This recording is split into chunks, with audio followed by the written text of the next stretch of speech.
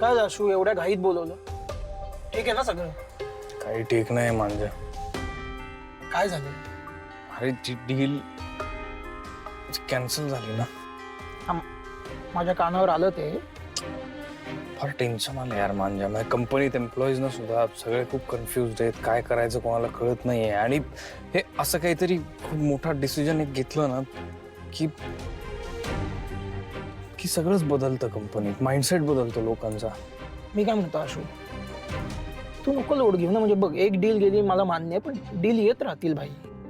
तेवढं सोपं नसतं रे ते. कंपनी माझ्या एकट्याची थोडी आहे. मी हा डिसिजन घेतला पण त्याची गरजही होती.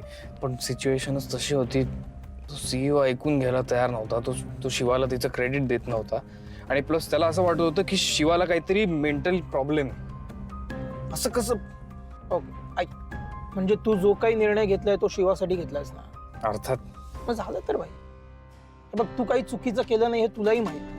आणि आशू हे बघ, जो काही प्रॉब्लेम झालाय, डील गेली, तर आम्हाला तुझ्यावर विश्वास आहे. तू सगळं परत नव्याने उभं करशील. पण भाई खरं सांगू का, मला आत्ता तुझं खूप कौतुक वाटतं. म्हणजे तू हा जो काही स्टँड घेतलाय तो शिवासाठी घेतलाय. त्याचे परिणाम काय होतील हे माहीत असताना देखील. ते ठीक आहे रे, पण कंपनीचं टेन्शन आलंय मला. अरे आशू, नको लोड घेऊ भाई. हे बघ, जे तुझं आहे ना ते तुझ्याकडेच येणार. आणि वेळ हे सगळ्यावर उत्तर. मेहनत तू नेहमीच करतोस, अजून मेहनत कर भाऊ. आणि मला काय वाटतं माहिती आशू, समजा भाऊ जेव्हा कंपनी सांभाळायचे तेव्हा अशी परिस्थिती आली असती तर भाऊंनी काय केलं असतं? तसा भाऊंसारखा विचार कर आणि तसेच निर्णय घे. सगळं नीट होईल. पण मला रे शिवालाही मदत करायची या सगळ्यात. करेक्ट. आता कसं बोललास भावा? बघ, बिझनेस डील हे होत राहतील, पण आता सध्या शिवाची काळजी घेणं जास्त महत्वाचं आहे. तर तू त्याकडे लक्ष दे. कळतंय ना? कळतंय, कळत.